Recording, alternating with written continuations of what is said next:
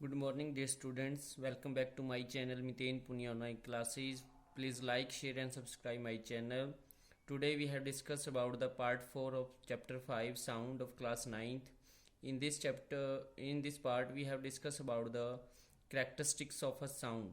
A sound has three special characteristics: loudness, pitch, and quality. अभी तक हमने बच्चे इस चैप्टर के अंदर साउंड के बारे में पढ़ा है, वेव्स के बारे में पढ़ा है, उनकी मूवमेंट के बारे में पढ़ा, प्रोपेगेशन के बारे में पढ़ा, उसकी जनरल करेक्टरिस्टिक्स के बारे में पढ़ा। अब स्पेशल करेक्टरिस्टिक्स हैं जो साउंड की, वो क्या होती हैं? वो तीन स्पेशल करेक्टरिस्टिक्स हैं: लाउडनेस, पिच और क्वालिटी। लाउडनेस का मीनिंग क्या कि साउंड कितनी जोर से आ रहा है। A loudness of a sound is a measure the sound energy reaching the ear per second. एक ह्यूमन बींग की कान तक कितनी इंटेंसिटी से वो साउंड है वो रीच कर रहा है, उसको हम क्या बोलते हैं? Loudness.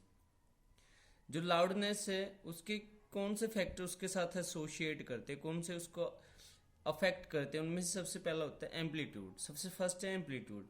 Loudness of a sound is directly proportional to the square of amplitude of a sound. जैसे कि हमने इसे फर्स्ट पार्ट में पढ़ा था कि एम्पलीट्यूड क्या होता है कि जो मैक्सिमम डिस्प्लेसमेंट है, जो पार्टिकल में वाइब्रेटरी मोशन के दौरान लाइन ऑफ जीरो डिस्टर्बेंस कितना वो ऊपर गया है, कितना मैक्सिमम डिस्टेंस ट्रैवल किया, उसको हम एम्पलीट्यूड बोलते हैं। तो लाउडनेस है जो, वो एम्पलीट्यूड का क्या होता है? डायरेक्टली प्रोपोर्शनल होता है। मीन्स कि एम्पलीट्यूड जितना ज़्यादा होगा उतनी ही उसकी लाउडनेस भी ज़्यादा होगी। स्केयरली वो क्या करेगी? इंक्रीज करेगी। सेकंड देखिए क्या है, डिस्टेंस फ्रॉम अ सोर्स। जिस सोर्स से साउंड एमिट हो रहा है वो कितना दूर है, जो उसको सुन रहा है उस पर भी डिपेंड करता है, और उसका क्या होता है? इन्वर्सली प्रोपोर्शनल होता है। सपोज करिए कि आप एक माइक के पास हैं जिसमें से अनाउंसमेंट हो रहा है, तो उसमें आप जितना नज़दीक होंगे उस माइक के उतनी ही आपको आवाज़ ज़्यादा सुनाई देगी। अगर आप उससे दूर होंगे, 100 मीटर दूर हैं, 200 मीटर दूर हैं, या 1 किलोमीटर दूर हैं, तो जितना दूर आप उससे जाते जाएंगे उसकी इंटेंसिटी कम होती जाएगी। तो loudness of a sound is inversely proportional to the square. जो डिस्टेंस का स्केयर है उसका इन्वर्सली, मतलब कि जितना डिस्टेंस ज़्यादा होगा उतनी ही लाउडनेस आपकी क्या होगी? कम होगी। Density of a medium. Density of a medium का मतलब क्या है कि जो पार्टिकल्स हैं उस मीडियम में जिसमें साउंड ट्रेवल कर रहा है वो कैसे हैं, कितना क्लोज है। जितनी डेंसिटी ज़्यादा होती है उतनी ही उसकी मीडियम की क्या होती है? लाउडनेस भी ज़्यादा होती है, मतलब उसमें इजिली साउंड प्रोपेगेट कर पाता है। Surface area of vibrating body. जहाँ से वाइब्रेशन एमिट हो रही हैं, जो साउंड का स्टार्टिंग पॉइंट है, जितनी ज़्यादा उसका एरिया होगा, सरफेस एरिया होगा, उतना ही ज़्यादा वाइब्रेशंस होंगी और उतनी ज़्यादा ही क्या होगी? लाउडनेस होगी साउंड की। लास्ट वन है फिफ्थ, रेजोनेटिंग बॉडी। जो आप वाइब्रेशन जहाँ से सोर्स से इमिट हो रही हैं उन वाइब्रेशंस का यूज़ करके कोई अनदर बॉडी जब वाइब्रेशन प्रोड्यूस करते हैं वो भी, उसको हम रेजोनेटिंग बॉडी बोलते हैं। सपोज करिए कि जैसे डीजे साउंड होता है, जब डीजे साउंड शुरू होता है तो घर के अंदर जो बर्तन रखे होते हैं या कांच लगा होता है जो खिड़कियों के अंदर, वो वाइब्रेट करता है। तो वो जो कांच है या वो बर्तन है वो उस टाइम क्या होते हैं? रेजोनेटिंग बॉडी होती हैं। और डीजे क्या है? सोर्स ऑफ साउंड है। तो वो भी आपका क्या है? लाउडनेस को इंक्रीज करता है। अब इसके बाद सेकंड करेक्टरिस्टिक देखिए क्या होती है? पिच। जैसे कि आप क्लास 8th में पिच के बारे में पढ़ते हैं कि ये साउंड की वो करेक्टरिस्टिक्स है जिससे हमें ये पता लगता है कि जो सेम लाउडनेस का साउंड है उसमें डिफ्रेंशिएट आप कैसे कर सकते हैं with the help of pitch.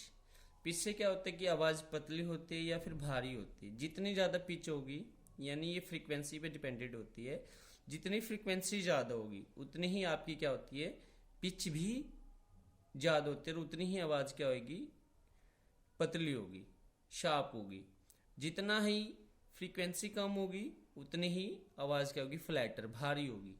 तो pitch is a characteristic of sound by which we can distinguish between different sound of a same loudness.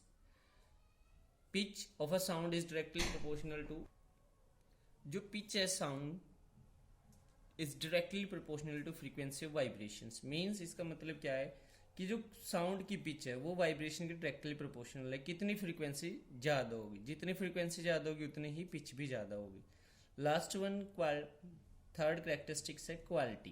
Quality का मीनिंग क्या है कि जो म्यूजिकल साउंड्स होते हैं उनकी सेम पिच और सेम लाउडनेस के ऊपर जब आप उनको डिफ्रेंशिएट कर सकते हैं, उस करेक्टरिस्टिक्स का क्या नाम है? Quality. Quality is that characteristic of musical sound which enable us to distinguish between sound of a same pitch and loudness. जो क्वालिटी है किसी भी साउंड की वो डिपेंड करती है shape of a sound wave, कैसी जो इंस्ट्रूमेंट है वो कैसी वेव प्रोड्यूस कर रहा है। ये हमारी 3 स्पेशल करेक्टरिस्टिक्स थी। सबसे पहले लाउडनेस आती है, फिर पिच और क्वालिटी।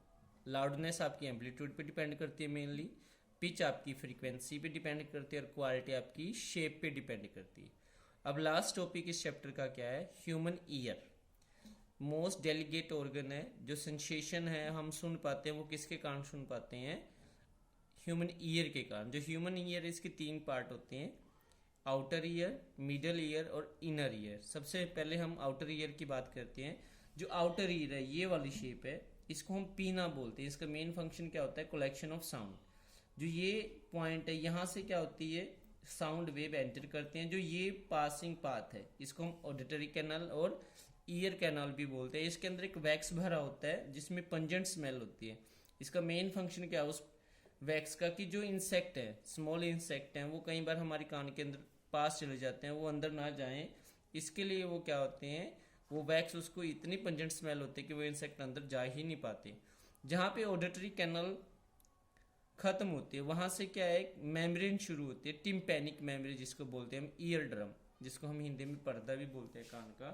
कि ये क्या करता है, उस साउंड, जो साउंड यहाँ से आ रहा है वो क्या करेगा, इस ईयर ड्रम के ऊपर प्रेशर क्रिएट करता है जिससे वाइब्रेशन प्रोड्यूस होते हैं। वो वाइब्रेशन कहाँ पास आउट हो जाती है? मिडल ईयर के अंदर।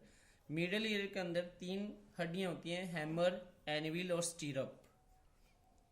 हैमर क्या करता है?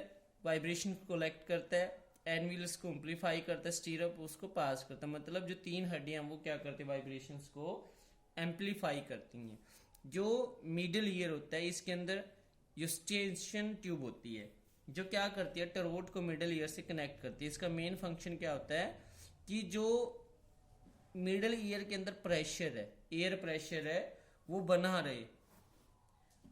रहे, उसके अंदर एक्सेस प्रेशर ना हो जिससे कि जो मेम्ब्रेन है वो डैमेज हो सकती है। अब उसके बाद जहाँ पे स्टीरअप कनेक्टेड होते हैं इनर ईयर से, उसको हम ओवल विंडो बोलते हैं। उसके बाद क्या है कि कोकेला स्टार्ट हो जाता है जिसके अंदर एक लिक्विड भरा होता है, जो क्या है उसके अंदर नर्व सेल्स प्रेजेंट होते हैं जो सेंसिटिव होती है साउंड की।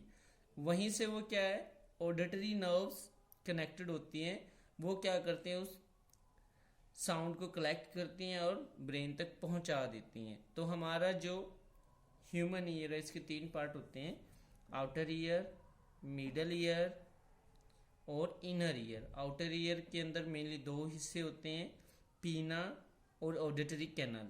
पीना कलेक्ट करता है, ऑडिटरी कैनल पास करता है, यहाँ वैक्स भरा होता है जो पंजेंट स्मेल प्रोड्यूस करता है। उसके बाद ईयर ड्रम आता है, टिम्पैनिक मेम्ब्रेन, जिससे क्या होता है कि वाइब्रेशंस का प्रेशर इंक्रीज हो जाता है, तो यहाँ से वाइब्रेशंस बनती हैं। हैमर, एनविल, स्टीरअप का क्या फंक्शन है, ये वाइब्रेशंस को एम्पलीफाई करती हैं। उसके बाद यहाँ से क्या होता है कि सिग्नल पास हो जाता है इस लिक्विड के अंदर, कोकेला जिसको आप बोलते हैं।